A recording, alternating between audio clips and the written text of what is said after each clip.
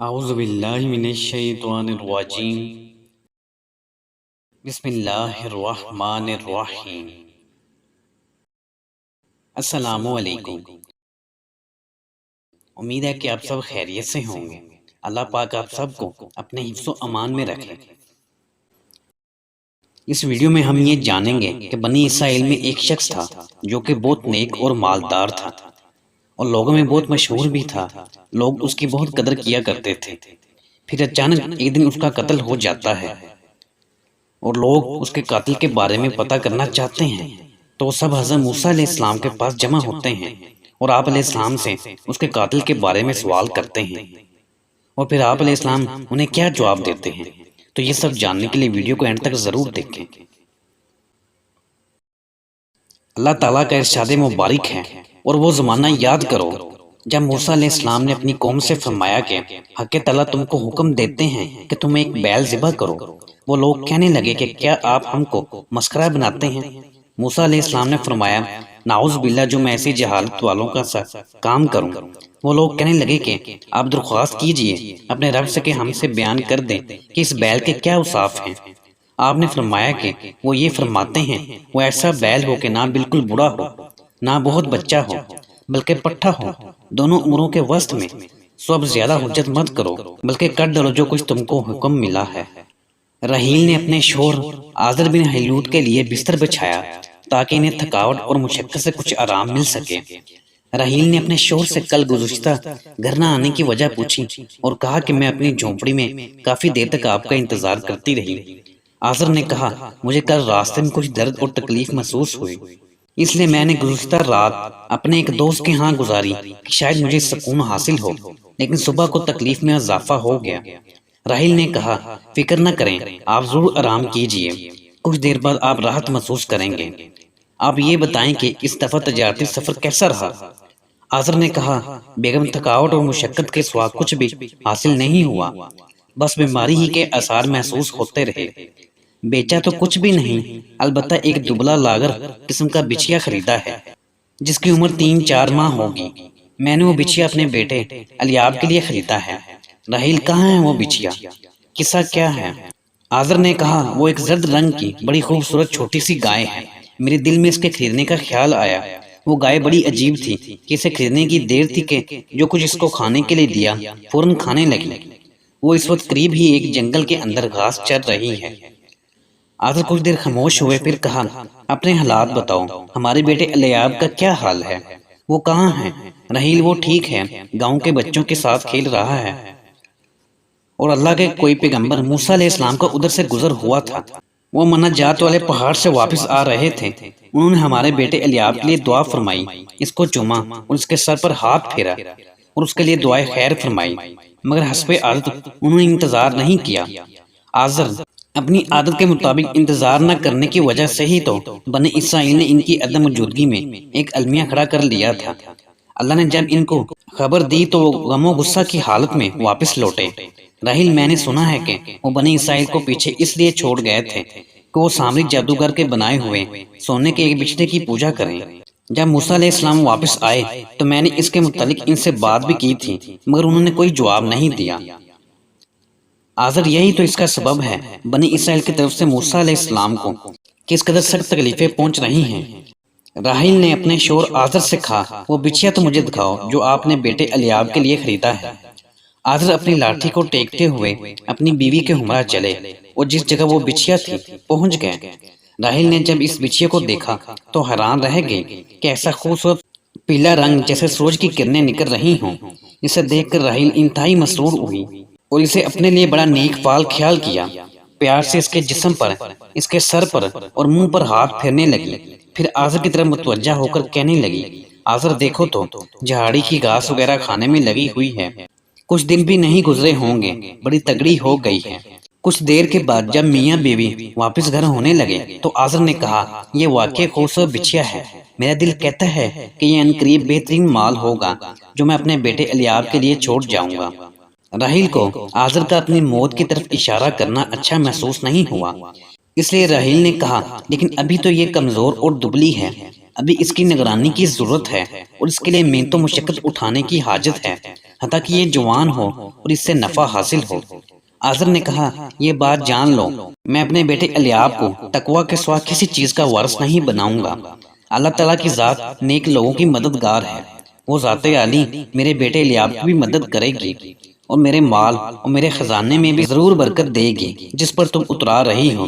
جب میں دنیا سے رخصت ہو جاؤں تو تم اپنے بیٹے پر توجہ دینا، اسے ایمان کے اصول اور باوجداد سے وراثت میں ملی ہوئی تعلیمات سکھانا، یعنی ابراہیم علیہ السلام، اسحاق علیہ السلام، یعقوب علیہ السلام، یوسف علیہ السلام اور موسیٰ علیہ السلام سے جو ہدایات ہمیں حاصل ہوئی ہیں، ان کی تعلیم بچے کو دینا۔ بچے کو اتنی اہمیت نہ دینا، اسے لے کر نہ زمین میں ہل چلانا اور نہ ہی اس کے ذریعے کھیت کو سیراب کرنا، نہ ہی اس پر سواری کرنا اور نہ ہی اس کا دودھ دونا۔ بچے کو جنگل میں آزاد چھوڑے رکھنا، اس کی زیادہ فکر مت کرنا، وہ اللہ کے فضل سے بڑا ہو جائے گا۔ جب الیاب بڑا ہو جائے تو اس سے بچے کے واقعے کا ذکر کرنا۔ اس کے بعد میاں بیوی گھر کو واپس لوٹ گئے۔ آزر نئی تکلیف کا احساس لیے اپنے بستر پر لیٹ گئے اور اپنی بیوی کے ساتھ بہت سی باتیں کی۔ آزر نے اپنی بیوی کے ساتھ موت سے ڈرنے کی بھی بات کی اور اپنے بیٹے الیاب کے بارے بار بار وصیت کی اور اس قیمتی خزانے یعنی لاغرو کمزور رنگ کے بچھے کی متعلق بھی وصیت کی جو وہ ان قریب اپنے بیٹے کے لیے چھوڑے جا رہے تھے۔ اپنی بیوی سے کہا، ہمیں زندگی کی اور خوشی کی باتیں کرنی چاہیے، موت اور غم کی باتیں نہیں کرنی چاہیے۔ صبح قریب ہے، اس وقت زندگی کی اور خوشی کی باتیں کریں گے۔ اور ایک بات میں تجھ سے کہوں گا کہ میرا دل چاہتا ہے کہ میرے بیٹے الیاب کی شادی شمعون کی بیٹی رفقہ سے ہو، کیونکہ رفقہ کا باپ بنی اسرائیل کے بزرگ صالحین میں سے ہے۔ شمعون بن نفتالی بڑا مالدار آدمی تھا، بہت سی گائیں بکریوں اور سونے چاندی کا مالک تھا۔ نیز وہ اللہ کے نبی موسیٰ علیہ السلام کا ایسا رفیق و صدیق تھا کہ ان سے کبھی جدا نہیں ہوا تھا اور بہت بوڑھا عابد تھا۔ وہ آزر سے اکثر یہ کہا کرتا تھا، میں نے اپنی اکلوتی بیٹی کا نام رفقہ تبرکہ رکھا ہے، کیونکہ اللہ کے پیغمبر اسحاق علیہ السلام کی زوجہ کا نام بھی رفقہ تھا۔ مجھے اللہ تعالیٰ سے امید ہے کہ وہ اس کی شادی کسی نیک نوجوان سے ہونا مقدر کرے گا۔ پھر وہ یہ کہتا، کاش یہ جوان ہوتا تو کیا خوب ہوتا، یعنی تیرا چھوٹا لڑکا الیاب، وہ اس سے 2 سال بڑا ہے۔ راحیل نے یہ بات سنی تو کہا، یہ تو بہت اچھا ہے، رفقہ بہت پیاری بچی ہے، جب بڑی ہوگی اور زیادہ خوبصورت ہو جائے گی۔ نیز راحیل اپنے شوہر کی خوشی اور شادی کی مبارک بات سن کر خوش ہوئی، لیکن آزر کا مرض شدت اختیار کر گیا۔ زیادہ عرصہ زندگی نے وفات نہ کی، چند ہی دنوں کے بعد آزر کا انتقال ہو گیا اور پھر وقت آہستہ آہستہ گزرتا رہا۔ منسی اپنے مالدار دوست شمعون بن نفتالی کے پاس آیا، اس سے کہنے لگا، آپ کے بھائی سوگر کے بیٹے یعنی آپ کے بھتیجے نداب نے مجھے آپ کے پاس رشتہ کے لیے بھیجا ہے کہ آپ اپنی بیٹی رفقہ کی شادی اس سے کر دیں۔ مجھے امید ہے کہ آپ اپنی قرابت داری اور رشتہ داری کا خیال رکھیں گے۔ شمعون نے نفرت سے منہ پھیرتے ہوئے اس کو جواب دیا، اے منسی، کوئی اور بات کرو، اس بے حیا شخص کے متعلق مجھ سے بات نہ کرو جس کا اپنے رب سے کوئی تعلق نہیں۔ اے منسی، یہ بات تمہارے علم میں ہونی چاہیے کہ نداب کا مقصد رفقہ سے شادی کرنا نہیں ہے، بلکہ وہ میرے مال کا وارث و مالک بننا چاہتا ہے۔ وہ چاہتا ہے کہ میری وفات کے بعد رفقہ سمیت میرا سارا ترکہ اس کے پاس پہنچ جائے۔ تم میری بیٹی کا پیام نکاح لانے والے پہلے شخص نہیں ہو، بہرحال ایسا کبھی نہیں ہوگا۔ منسی نے کہا، اے شمعون، آپ بالکل ٹھیک کہہ رہے ہیں، مجھے آپ کی ہر بات سے اتفاق ہے۔ میں اس کا قاصد صرف اس لیے بنا ہوں کہ میں نے اس کی آنکھوں میں شرارت دیکھی ہے۔ مجھے ڈر ہے کہ وہ کہیں آپ کو قتل نہ کر دے اور آپ کے بعد آپ کی بیٹی کو کوئی نقصان یا تکلیف نہ پہنچا دے۔ شمعون نے کہا، اے منسی، یہ بات میں بھی جانتا ہوں، مجھے اس شریر سے اسی بات کی توقع ہے۔ بہرحال میں اپنی بیٹی کی شادی اس سے ہرگز نہیں کروں گا، وہ جو چاہے کر لے۔ کچھ دیر منسی خاموش رہا، پھر اس نے کہا، بہرحال آپ کی مرضی، لیکن پھر بھی آپ کو اپنی بیٹی کے بارے میں ابھی سے کچھ سوچنا چاہیے۔ کوئی ایسا نوجوان جو اس کے جوڑ کا ہو، اس کے مناسب بھی ہو، اس کا انتخاب کر لینا چاہیے۔ شمعون نے کہا، میں نے اپنے مرحوم دوست آزر کا بیٹا الیاب اس کے لیے منتخب کیا ہے، لیکن اس کا ٹھکانہ معلوم نہیں، وہ کہاں رہتا ہے۔ میں بڑی دیر سے اس کی تلاش میں ہوں، جب بھی اس کا مجھے علم ہوگا میں اپنی بیٹی کی اس سے شادی کر دوں گا۔ وہ اس وقت 18 برس کا ہوگا اور وہ اپنے باپ کی اعلیٰ صفات کا وارث و امین ہے، یعنی وہ عزت و شرف اور صدق و ایمان میں اپنے باپ کا وارث ہے۔ ایک دن بنی اسرائیل اپنی نیند سے بیدار ہوئے تو دیکھا کہ شمعون بن نفتالی کا جسم خون میں لت پت ہے اور اپنے گھر قبیلہ سے کچھ دور ایک جگہ پر پڑا ہوا ہے۔ بنی اسرائیل میں شمعون کے قتل کی خبر بہت تیزی سے پھیل گئی۔ ہر طرف ایک بہت بڑا ہنگامہ برپا ہو گیا، اس لیے کہ شمعون حسن اخلاق، مال و دولت کی فراوانی اور لوگوں کے ساتھ حسن سلوک اور صدقہ خیرات جیسی صفات کا مالک تھا۔ لوگ مشتعل ہو گئے، فقیر، یتیم اور ضعیف لوگ بڑے غضبناک ہوئے۔ شمعون کا خاندان بلکہ سارا ملک ہی ان کے خون کا مطالبہ کرنے لگا۔ اس قتل کی ساری ذمہ داری اس جگہ کے رہنے والوں پر ڈال دی گئی جہاں سے ان کی نعش ملی تھی۔ سب کا یہی مطالبہ تھا کہ اس کے خون کا بدلہ اس کے بھتیجے نداب بن سوگر سے لیا جائے۔ سب لوگ شمعون بن نفتالی کے قتل پر غم و حزن کا اظہار کر رہے تھے، اور جس محلہ کے قریب مقتول کی نعش ملی تھی، اس محلہ کے رہنے والوں کو سب سے زیادہ اس سانے پر افسوس اور غم تھا۔ مگر مقتول شمعون کے قبیلہ کے لوگ، خصوصاً ان کے سرغنہ نداب بن سوگر کا یہی اصرار تھا کہ شمعون کا قتل اسی محلہ والوں کے ہاتھوں ہوا ہے۔ لوگوں کا مطالبہ بڑھ گیا، ہر طرف شور و غل مچ گیا، دو فریقوں میں جھگڑا شدت اختیار کر گیا۔ قریب تھا کہ وہ باہم قتل و قتال شروع کر دیتے۔ بنی اسرائیل کے بزرگ لوگ جمع ہو کر اللہ کے نبی موسیٰ علیہ السلام کے پاس گئے تاکہ ان دونوں فریقوں کے درمیان مقتول کے قتل کا قضیہ حل کریں۔ لوگ ایک وسیع میدان میں بیٹھ گئے۔ وہ میدان آخر تک نوجوانوں، بوڑھوں، مردوں اور عورتوں سے بھرا ہوا تھا، جیسے ایک بڑی عدالت لگی ہوئی ہو۔ مقتول شمعون کے ورثہ اور وہ اہل محلہ آ گئے جن پر الزام قتل تھا۔ نداب بن سوگر نے بڑے دردناک لہجے میں اس محلہ والوں کو مجرم ثابت کرنے کے لیے گفتگو کی۔ جو دلائل بھی اس کے پاس تھے اس نے پیش کیے۔ اس بستی والوں نے قتل کے اس الزام کو سراسر رد کر دیا اور دلیل میں یہ کہا کہ ہم لوگ تو مقتول سے بے پناہ محبت رکھا کرتے تھے اور ان کا بہت احترام کرتے تھے، بھلا ہم کیسے ان کو قتل کر سکتے ہیں۔ اب لوگ اللہ کے نبی موسیٰ علیہ السلام کے فیصلے کا انتظار کرنے لگے۔ سارے مجمع پر سناٹا طاری تھا۔ فیصلہ سننے کے لیے کان کھڑے ہو گئے اور گردنیں لمبی ہو گئیں۔ یکا یک فیصلہ صادر ہوا۔ موسیٰ علیہ السلام نے فرمایا، اللہ تعالیٰ تمہیں ایک گائے ذبح کرنے کا حکم دیتے ہیں۔ موسیٰ علیہ السلام کے قریب جو لوگ بیٹھے تھے وہ بڑے متحیر ہوئے اور تعجب انگیز انداز میں دیکھنے لگے۔ ان کے چہروں پر حیرانگی کے اثار ظاہر ہونے لگے اور ان کی آنکھیں اس فیصلے کو عجیب انداز سے دیکھنے لگیں، اور جو اس مجلس سے دور بیٹھے تھے وہ صرف دوسروں کے چہروں پر حیرانگی اور تعجب کے اثار ہی دیکھ سکے۔ چنانچہ وہ شور مچانے لگے۔ وہ اللہ کے پیغمبر موسیٰ علیہ السلام کے فیصلے کو معلوم کرنا چاہتے تھے۔ آوازیں جب کافی بلند ہونے لگیں تو ایک شخص بلند جگہ پر کھڑا ہوا اور بلند آواز سے چلایا اور کہا، اللہ تعالیٰ تمہیں ایک گائے ذبح کرنے کا حکم دے رہے ہیں۔ جب لوگوں نے اس شخص کی بات کو سنا تو ہنگامہ رائی کرنے لگے اور شور شرابہ مچانے لگے۔ لوگوں میں خلبلی مچ گئی۔ لوگ اس حکم خداوندی کو عجیب محسوس کرنے لگے۔ کوئی کہتا، قاتل کی پہچان کا گائے کے ذبح کرنے سے کیا تعلق ہے؟ دوسرا کہتا، نہیں، اصل میں اللہ کے یہ نبی ہم سے مزاح کر رہے ہیں۔ تیسرے بآواز بلند کہا، کیا یہ وقت مزاح کا ہے؟ نداب بن سوگر نے کہا، موسیٰ علیہ السلام ہم سے مذاق کرتے ہیں، ہمیں مسخرہ بناتے ہیں۔ افراتفری پھیل گئی۔ موسیٰ علیہ السلام مجلس سے نکل گئے۔ مجمع منتشر ہو گیا اور لوگ اس گائے کے متعلق عجیب و غریب باتیں بنانے لگے جس کے ذبح کرنے کا موسیٰ علیہ السلام نے ان کو کہا تھا، مگر متقی اور مومن لوگ ان کو شور و شغب اور استہزاء سے منع کرتے رہے اور ان شریروں سے کہنے لگے، موسیٰ علیہ السلام نے کوئی بھی بات اپنے پاس سے نہیں کی، وہ تو کلیم اللہ ہیں، انہوں نے تو اللہ کا کلام تمہارے سامنے پیش کیا ہے۔ در حقیقت اللہ تعالیٰ کا یہ حکم ہے کہ تم ایک گائے ذبح کرو، بھلا یہ بات مزاح کے طور پر کیسے ہو سکتی ہے؟ تمہیں اللہ کے سامنے سر تسلیم خم کر دینا چاہیے۔ یہ استہزاء، نافرمانی اور شور و شرابہ ٹھیک نہیں ہے۔ اگلے دن موسیٰ علیہ السلام مجلس عدالت میں آئے اور مومنوں متقی لوگوں کے پاس بیٹھے۔ مقتول کے خاندان کے لوگ آگے بڑھے اور پوچھا، اے اللہ کے نبی، کیا آپ نے ہمارے ساتھ مذاق کیا ہے؟ موسیٰ علیہ السلام نے فرمایا، نعوذ باللہ، جو میں ایسی جہالت والوں کا سا کام کروں۔ وہاں ایک نیک بزرگ آدمی تھے، انہوں نے کہا، اے بنی اسرائیل، مقتول کے خاندان کے لوگ اس بات سے راضی ہو گئے ہیں اور انہیں معلوم ہو گیا ہے کہ اللہ کے نبی نے ان کے ساتھ کوئی مذاق نہیں کیا ہے، اور خصوصاً یہ کہ مقتول ان کے مخلص اور صالح لوگوں میں سے تھا۔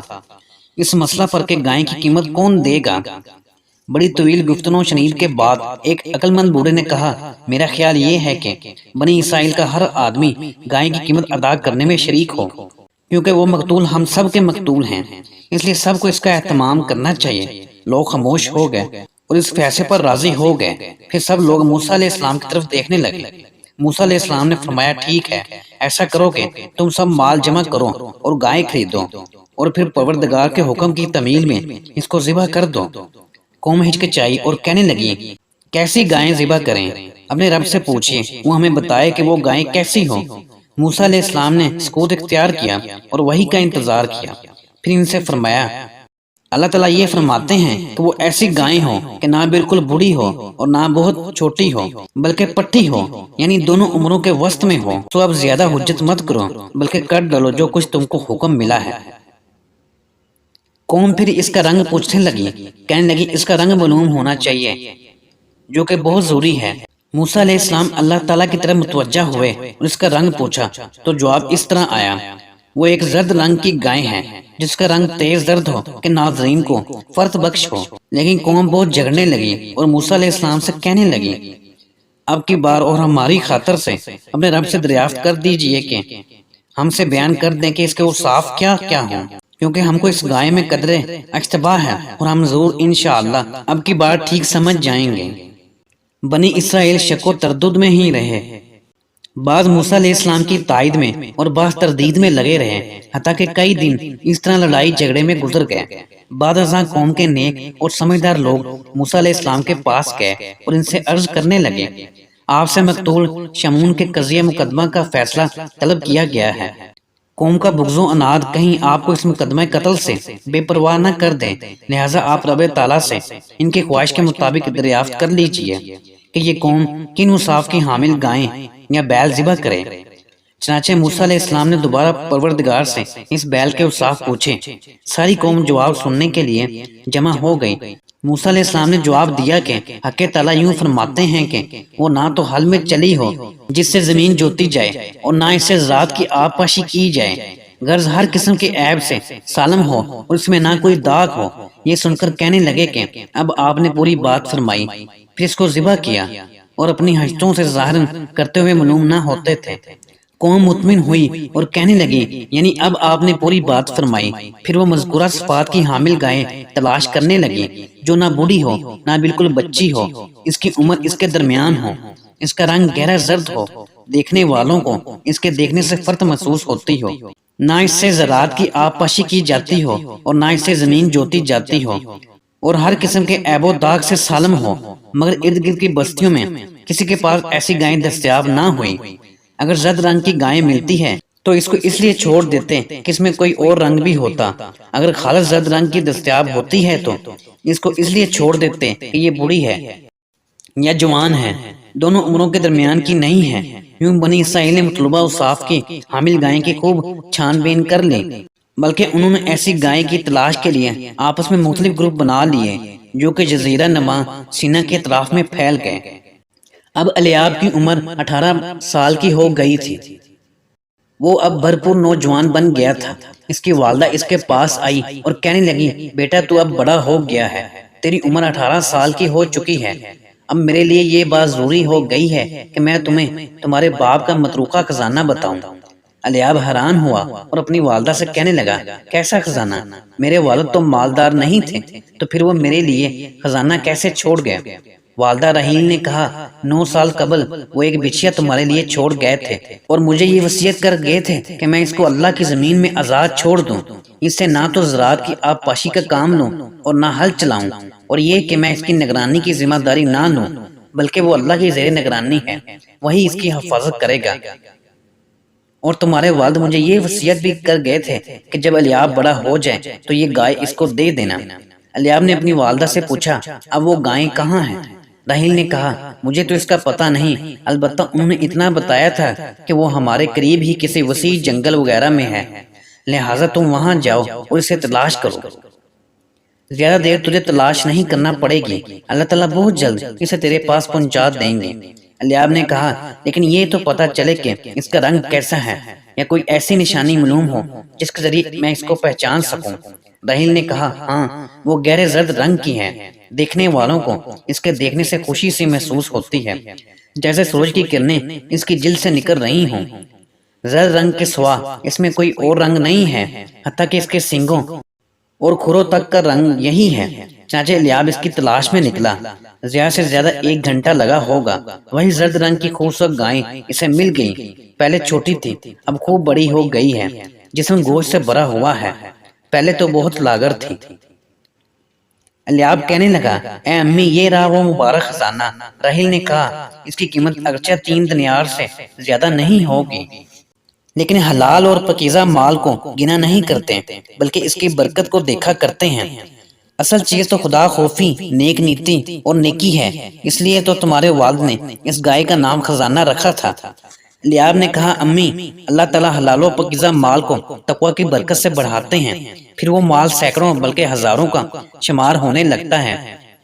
ہم تو کچھ نہیں جانتے، ہو سکتا ہے کہ 3 دینار والی یہ گائیں کسی وقت ہزاروں دینار میں فروخت ہو، جس کا اس وقت ہمارے دلوں میں کوئی خیال بھی نہیں ہے۔ چند دن گزرے، ایک روز الیاب بیٹھا ہوا تھا کہ ایک دیہاتی اس کے پاس سے گزرا اور الیاب سے کہنے لگا بنی اسرائیل کی ایک جماعت اس وقت بڑی حسرت اور اشتیاق میں ہے کہ اسے تمہاری گائیں جیسی گائیں مل جائے۔ میں نے ان کو تمہارا پتہ بتایا ہے، میرا خیال ہے کہ تم اپنی گائیں کی قیمت اگر بہت بڑھا بھی دو گے تو وہ تمہیں تمہاری منہ مانگی قیمت ضرور دیں گے۔ اگر بالفرض تم یہ مطالبہ بھی کرو گے کہ مجھے اس گائے کی کھال جتنا بھرا سونا عوض میں دو تو وہ اس کے لیے بھی تیار ہو جائیں گے۔ چنانچہ بنی اسرائیل کے لوگ آئے اور الیاب سے کہنے لگے اے اللہ کے نبی، ہم اللہ کے نبی موسیٰ علیہ السلام کے پاس سے آئے ہیں، آپ اپنی یہ گائیں ہمارے ہاتھ بیچ دیں اور اس کی قیمت میں اضافہ نہ کریں۔ الیاب نے کہا اگر یہ گائیں اللہ کے نبی موسیٰ علیہ السلام نے لینی ہے تو پھر قیمت کی کوئی ضرورت نہیں، بغیر کسی قیمت کے لے جاؤ۔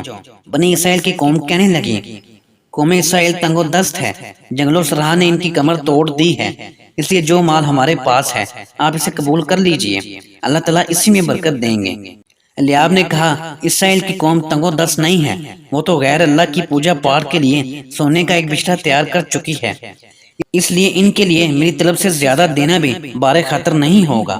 الیاب نے اپنی والدہ سے اللہ کے نبی موسیٰ علیہ السلام سے ملاقات کے لیے اور ان سے گائے کی قیمت کا فیصلہ کروانے کے لیے اجازت چاہی اور اپنی والدہ سے کہا کہ میں زیادہ عرصہ غائب نہیں رہوں گا، بہت جلد ہی واپس آ جاؤں گا۔ بنی اسرائیل کے لوگوں نے جب سنا کہ وہ گائے مل گئی ہے تو ایک جگہ جمع ہونے لگے اور دوڑتے ہوئے آنے لگے اور یہ کہہ رہے تھے گائے مل گئی ہے، گائے مل گئی ہے۔ نداب نے جب یہ بات سنی اور اس کے پاس بھی خبریں پہنچی تو اس کی زبان بند ہو گئی اور چہرے کا رنگ زرد پڑ گیا اور اپنے ساتھیوں کے ساتھ اس جگہ پر جانے کی کوشش کی جہاں لوگ دوڑ دوڑ کر پہنچ رہے تھے۔ جب نداب اپنے ہمراہیوں کے ہمراہ فیصلے کے وسیع میدان میں پہنچا تو دیکھا کہ سارا میدان لوگوں سے کھچا کھچ بھرا ہوا ہے اور دیکھا کہ اللہ کے نبی موسیٰ علیہ السلام کے سامنے وہ گائے کھڑی ہے۔ جب موسیٰ علیہ السلام کو معلوم ہوا کہ یہ گائے کا مالک الیاب اسی نیک آدمی آزر کا بیٹا ہے تو اس کو چومنے لگے اور تھپکی دینے لگے اور فرمایا اللہ کا شکر ہے اب تم نوجوان ہو گئے، جب تم چھوٹے تھے اس وقت میرا تیرے پاس سے گزر ہوا تھا، میں نے تیرے سر پر ہاتھ بھی پھیرا تھا اور تیرے لیے خیر کی دعا بھی کی تھی۔ قریب ہی وہ منسی بھی کھڑا تھا جو شمعون مقتول کے پاس اس کے بھتیجے نداب سے اس کی بیٹی رقفہ کی شادی کا پیام لے کر آیا تھا۔ اس منسی کو شمعون کی الیاب بن آزر سے اپنی بیٹی کی شادی کی خواہش اور دلچسپی یاد آئی، چنانچہ وہ الیاب کے قریب ہوا اور اس کو خوش آمدید کہا۔ پھر موسیٰ علیہ السلام کے کان میں کچھ باتیں کرنے لگا جو کوئی دوسرا شخص نہ سن سکا، پھر سب کو چھوڑ کر رفقہ کے گھر چلا گیا تاکہ اس کو یہ بتائے کہ گائے کا مالک وہی نوجوان الیاب ہے جو اس وقت گائے کے پاس ہے۔ اور پھر بنی اسرائیل نے الیاب سے وہ گائیں بھاری قیمت کے عوض خرید لیں۔ اس طرف حضرت موسیٰ علیہ السلام نے قوم کو وہ گائے ذبح کرنے کا حکم دیا، چنانچہ اس قوم نے گائے ذبح کر دی۔ جب وہ اپنے کام سے فارغ ہوئے تو موسیٰ علیہ السلام نے ان سے فرمایا اب اس کا ایک ایک عضو کاٹو، چنانچہ انہوں نے گاؤں کا ایک ایک عضو کاٹا۔ پھر آپ علیہ السلام نے فرمایا الیاب یہ عضو اٹھائے کیونکہ وہ غریب ہے اگرچہ وہ اسرائیلی ہے، چنانچہ الیاب نے گائے کا وہ عضو اٹھایا۔ موسیٰ علیہ السلام نے فرمایا مقتول شمعون کی قبر پر چلو، چنانچہ سارے لوگ باہم مزاحمت کرتے ہوئے شدید ازدحام اور بھاری تعداد میں اس قبر پر پہنچے، مگر وہ نہیں جانتے تھے کہ اللہ کے نبی علیہ السلام کا اس سارے قصے سے مقصد کیا ہے۔ موسیٰ علیہ السلام نے فرمایا، قبر کھولو اور مقتول کا جسم باہر نکالو۔ پھر آواز دی، اے الیاب، تمہارے ہاتھ میں گائے کا جو عضو ہے وہ اس مقتول کو لگا دو۔ وہ منظر بڑا تعجب انگیز اور حیرت ناک تھا۔ جب لوگوں نے دیکھا کہ گائے کا عضو مقتول کو لگاتے ہی مقتول شمعون دوبارہ زندہ ہوا اور ٹھیک انسانی صورت میں لوگوں میں آ کر کھڑا ہو گیا۔ پھر موسیٰ علیہ السلام نے اس سے پوچھا، اے شمعون، ہم تجھ سے اللہ تعالیٰ کے نام کے توسط سے پوچھتے ہیں جس نے تجھے دوبارہ زندگی دی ہے کہ تم ہمیں اپنے قاتل کا نام بتاؤ۔ شمعون نے کہا، جس نے مجھے قتل کیا ہے وہ نداد بن سگر جو کہ میرا بھتیجا ہے۔